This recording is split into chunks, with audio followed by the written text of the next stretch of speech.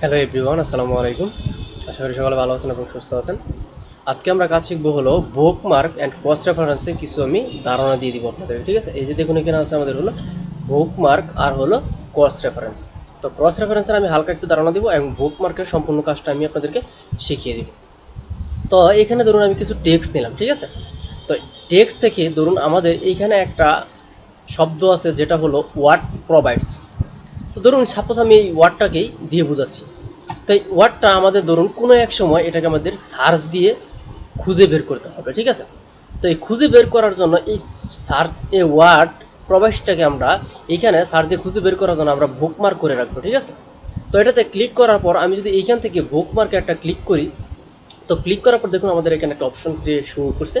তো এইখানে যদি আমি লিখি ওয়ার্ড WORD ওয়ার্ড লিখে যদি একটা স্পেস দিই, স্পেস দিয়ে কোনো কিছু লিখলে কিন্তু আমাদের আসবে না, এই অপশনটা কিন্তু আবার বন্ধ হয়ে যাবে, ঠিক আছে। তো এখানে কোনো প্রকার স্পেস ইউজ করা যাবে না, এখানে আন্ডারলাইন ইউজ করতে পারবেন। আমি যদি শিফট বাটন চেপে ধরে একটা আন্ডারলাইন দিই তাহলে কিন্তু এখানে হয়ে যাবে, ঠিক আছে। এখন যদি আমরা লিখি প্রোভাইডস প্রোভাইডস লিখে দেখুন সম্পূর্ণটা লিখতে পারছি। এখন যদি আমি অ্যাড করে রাখি দেখুন আমাদের কিন্তু এটাকে অ্যাড হয়ে গেল।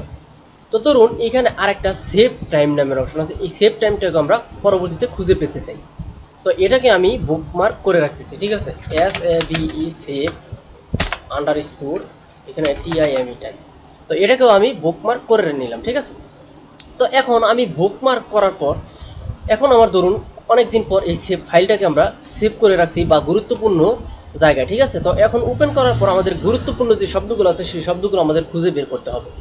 তো সেই শব্দগুলো বুকমার্ক করে রাখছি, সেখান থেকে কীভাবে আমরা খুঁজে পেতে পারি, তো চলুন এভাবে এবার আমরা দেখে নিই। তো আমরা যখন এইখান থেকে গিয়ে বুকমার্কের মধ্যে একটা ক্লিক করব, ঠিক আছে, দেখতে পারবো আমরা এই পেজের মধ্যে যত প্রকার বুকমার্ক করা ছিল সমস্ত কিছু আমাদের এখানে শো করছে, ঠিক আছে। তো আমরা জাস্ট এইখান থেকে শো করার পর এখান থেকে যদি ওয়ার্ড প্রোভাইডটা আমরা বুকমার্ক করে রাখছিলাম না, এখানে চিনিয়ে দিয়ে আমরা যদি ঘটুর মধ্যে ক্লিক করি দেখুন আমাদের কিন্তু এই যে বুকমার্ক যেটা করছিলাম সেটা কিন্তু আমাদেরকে চিহ্নিত করে দিয়েছে, ঠিক আছে। এখন যদি আমরা সেভ টাইমের মধ্যে একটা ক্লিক করে যদি একটা গোটুতে ক্লিক করি দেখুন আমাদের কিন্তু সেইখানেও কিন্তু দেখাই দিতেছে যে এটা আমাদের বুকমার্ক করা ছিল। তো আশা করি বুকমার্কের এই কাজটা আপনারা বুঝতে পারছেন। তো এখন ক্রস রেফারেন্সের আপনাদেরকে একটা বেসিক লেভেলের একটা ধারণা দিই, পরবর্তী ভিডিওতে আমি অ্যাডভান্স লেভেলের একটা কাজ আপনাদেরকে দেখাবো। তো এখন ক্রস রেফারেন্সটা আমাদের কিভাবে কাজ করে সেটা অনেকটা লিঙ্কের মতনই কাজ করে। দেখুন আমরা যখন এই ক্রস রেফারেন্সের মধ্যে একটা ক্লিক করব, তো ক্লিক করার সাথে সাথে দেখতে পাচ্ছি আমাদের এইখানে কিন্তু রেফারেন্স টাইপ আছে। তো রেফারেন্স টাইপ থেকে আমরা কী কাজ করছিলাম সেই জিনিসটা আমরা চিনাবো। রেফারেন্সটাকে আমরা চিনিয়ে দেবো হলো বুকমার্ক। আমরা কি বুকমার্ক করছিলাম না? তো ঠিক আছে, এই বুকমার্ক যখন আমরা চিনিয়ে দিব, বুকমার্কটা চিনানোর পর এখানে আমরা দেখতে পাচ্ছি সেভ টাইম আসছে অ্যান্ড ওয়ার্ড প্রসেস, যেই দুইটা আমরা করছিলাম সেই দুইটাই কিন্তু এখানে শো করতেছি। তো এখন যদি আমরা এখানে সেভ টাইমটার মধ্যে একটা ক্লিক করে যদি ইনসার্টের মধ্যে একটা ক্লিক করি দেখুন আমাদের কিন্তু এখানে সেভ টাইমটা চলে আসছে। তো এইখানে আবার ইন্টার দেওয়াতে আমাদের পরেরটাও চলে আসছে, একটা মিনিট। তো এখন যদি আমরা ওয়ার্ড প্রোভাইডসের মধ্যে একটা ক্লিক করে যদি এখান থেকে আমরা ইনসার্টে ক্লিক করি দেখুন আমাদের কিন্তু ওইটাও চলে আসছে। এখন এটাকে আমি জাস্ট নিচে নিয়ে নিলাম।